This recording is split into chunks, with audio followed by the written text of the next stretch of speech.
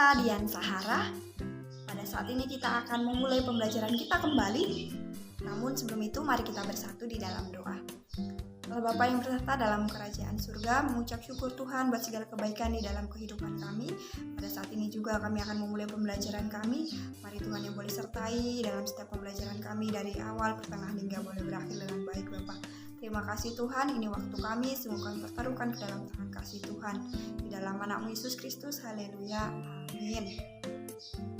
Ya, pada kesempatan kali ini kita mau belajar tentang setia beribadah, berdoa, dan membaca Alkitab yang terambil dari Efesus 6 ayat 18 dan Roma 12 ayat yang ke-12. Mungkin hal ini sudah sering atau sudah biasa kita dengar. Ada pepatah yang mengatakan bahwa doa adalah nafas hidup orang beriman. Artinya, doa merupakan kebutuhan bagi orang beriman. Tanpa doa, manusia akan binasa. Ibadah, doa, dan membaca Alkitab adalah 3 hal yang saling berkaitan satu dengan yang lainnya. Ada orang yang masih mementingkan berapa kali sih saya berdoa? Namun poinnya bukan itu yang mau ditekankan.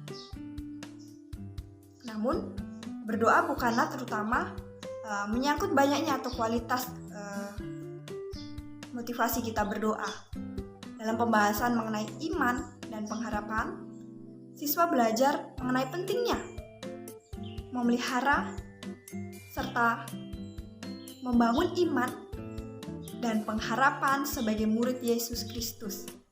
Ibadah, doa, dan membaca Alkitab merupakan bagian dari upaya orang Kristen untuk memelihara iman dan pengharapan pada Tuhan Allah yang telah menyelamatkan manusia melalui Yesus Kristus. Dalam pembahasan ini, peserta didik dibimbing untuk memahami apa sih itu arti dari ibadah formal dan mengapa orang percaya harus setia beribadah kepada Tuhan Allah.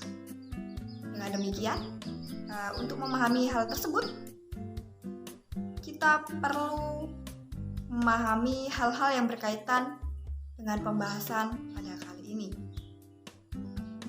Yang pertama, kita memahami makna beribadah, berdoa, dan membaca Alkitab. Seberapa sering sih orang Kristen berdoa dan membaca Alkitab? Kesetiaan dalam berdoa dan membaca Alkitab bukanlah menyangkut kuantitas atau jumlah berapa kali harus melakukannya dalam sehari.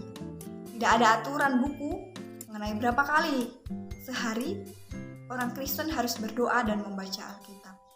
Bahkan Yesus Kristus sendiri tidak pernah memberikan penekanan mengenai berapa kali pengikutnya harus beribadah dan berdoa. Namun ia memberikan penekanan pada kesungguhan dalam berdoa dan bagaimana orang percaya itu berdoa dalam iman dan pengharapan. Salah satu contohnya yaitu adalah doa Bapa Kami, yaitu doa yang diajarkan oleh Yesus, sebuah doa yang singkat namun mencakup seluruh pergumulan hidup manusia. Yesus menekankan bahwa Bapamu di surga lebih tahu apa yang kamu butuhkan. Amatlah penting bagi orang Kristen untuk memelihara iman dan pengharapannya. Dan salah satu cara penting dalam memelihara iman adalah melalui ketekunan dalam beribadah, berdoa dan membaca Alkitab. Kemudian, apa sih ibadah? Ibadah adalah kegiatan ritual yang dilakukan dalam rangka menyembah Tuhan Allah, bersekutu bersama saudara-saudara seiman, melayani Tuhan, dan mengucap syukur atas anugerah Tuhan bagi hidup manusia. Adapun berdoa adalah cara berkomunikasi dengan Allah yang diimani. Mengenai doa, Yesus Kristus telah mengajarkan doa Bapa Kami yang isinya mencakup seluruh aspek hidup manusia. Pertanyaannya, pernahkah kita merenungkan isi doa Bapa Kami? Di dalam Injil Matius 21 ayat yang ke-22 tertulis, "Dan apa saja yang kamu minta dalam doa, dengan penuh kepercayaan, kamu akan menerimanya." Berikut ini adalah beberapa panduan yang diambil dari ajaran Yesus mengenai pertama, berdoalah dengan penuh penyerahan diri kepada Allah sebagai Bapa yang penuh kasih. Yang kedua, berdoalah secara alami, mengungkapkan isi hati kita dan penyerahan diri kepada. Yang ketiga, berdoa dengan kata-kata yang sederhana dan tidak berbelit-belit. Yang keempat, yaitu berdoa dalam kepercayaan bahwa Allah Maha mendengar dan Ia menjawab doa kita menurut kasih dan keadilannya. Yang kelima, berdoa dan membaca Alkitab sesuai dengan kehendak Allah. Keenam, ingat, tidak ada masalah yang terlalu besar atau terlalu kecil untuk didoakan. Yang ketujuh, berdoalah dalam iman dan pengharapan padanya. Poin selanjutnya kita akan membahas apa sih pentingnya berdoa, beribadah, dan membaca Alkitab bagi kehidupan remaja. Nah, yang pertama, ada beberapa alasan mengapa orang Kristen setia beribadah kepada Allah, berdoa, dan membaca Alkitab. Pertama yaitu dalam ibadah, berdoa, dan membaca Alkitab adalah wujud dari iman dan kepercayaan kepada Allah. Bahwa Allah telah terlebih dahulu datang kepada manusia, Allah menyapa, mencari, serta menyelamatkan manusia.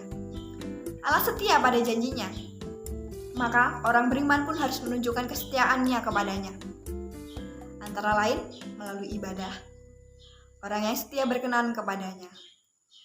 Terdapat juga di dalam Amsal pasal yang ke-12 ayat yang ke-22. Yang kedua, kesetiaan beribadah, berdoa, dan membaca Alkitab menghasilkan pencerahan hidup. Ibadah membawa makna perubahan dalam diri orang percaya, bahkan semakin memperkuat persekutuan sebagai umat. Mengenai fungsi ibadah, berdoa, dan membaca Alkitab, kaitannya dengan mempererat persekutuan. Ada seorang pakar sosiologi agama, Durkheim, yang meneliti mengenai agama dan masyarakat. Dalam penelitiannya sendiri, ia menemukan kaitan antara kebersamaan dalam ibadah dengan eratnya kebersamaan dalam kelompok masyarakat beragama, yaitu ketika mereka menjalankan liturgi penyembahan dan nyanyi-nyanyian. Hal itu mempersatukan mereka dalam satu perasaan kebersamaan. Ketiga, melalui ibadah, orang beriman mengekspresikan wujud syukurnya kepada Allah yang diimaninya sendiri. Keempat, kesetiaan beribadah membuat sikap sosial seseorang semakin bertumbuh. Jadi nggak segitu aja. Namun dengan ibadah, iman mereka akan bertumbuh.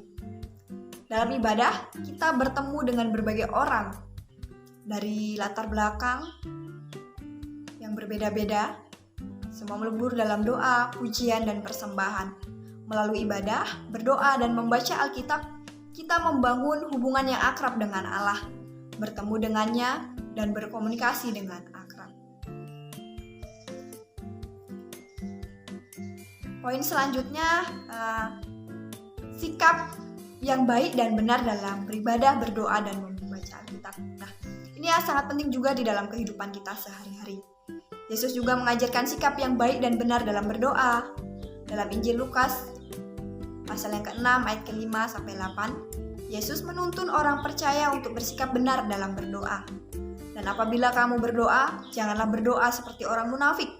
Mereka suka mengucapkan doanya dengan berdiri dalam rumah-rumah ibadat, pada tikungan-tikungan jalan raya, supaya mereka dilihat orang. Aku berkata kepadamu, sesungguhnya mereka sudah mendapat upahnya. Tapi jika engkau berdoa, masuklah ke dalam kamarmu, tutuplah pintu, dan berdoalah kepada Bapamu di tempat yang tersembunyi.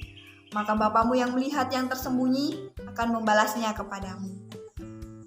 Lagi pula dalam doa itu, janganlah kamu bertele-tele, seperti kebiasaan orang yang tidak mengenal Allah. Mereka menyangka bahwa karena banyaknya kata-kata, doanya akan dikabulkan. Jadi, janganlah kamu seperti mereka, karena Bapamu mengetahui apa yang kamu perlukan sebelum kamu minta kepadanya. Inilah sikap-sikap yang benar saat kita mau berdoa kepada Tuhan. Lalu, apa poin selanjutnya yaitu kita mau belajar apakah semua doa dijawab sesuai dengan permintaan kita. Ini pertanyaan bagi kita. Apakah semua doa dijawab sesuai dengan permintaan kita?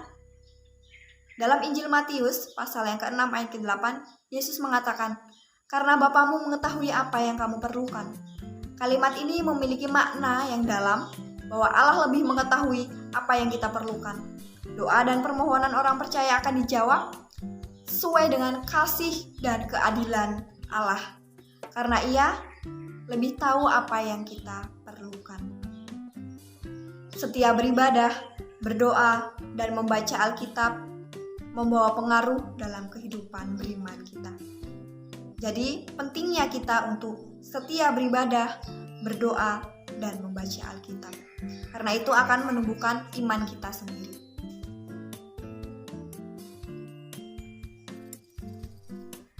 Jadi, pengaruh apa yang dibawa dari setiap beribadah, berdoa, dan membaca Alkitab? Ada 5 pengaruh yang berkaitan dengan iman kita sendiri. Yang pertama, membawa kegembiraan dan kebahagiaan karena kita memiliki hubungan yang akrab dengan Allah.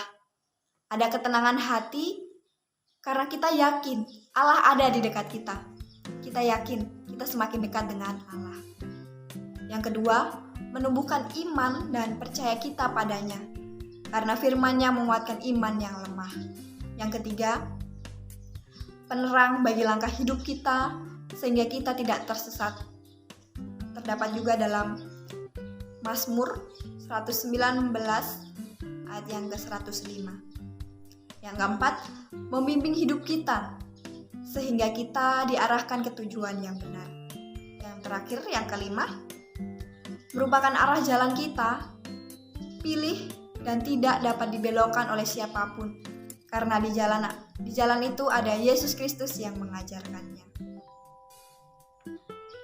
Berkaitan dengan nats kita tadi, bahan nats kita tentang tema ini, tentang pelajaran ini, yang terdapat dalam Efesus 6 ayat 18, peperangan orang Kristen melawan kekuatan iblis menuntun kesungguhan dalam doa, yaitu berdoa di dalam roh setiap waktu, dengan permohonan yang tak putus-putus untuk segala orang kudus.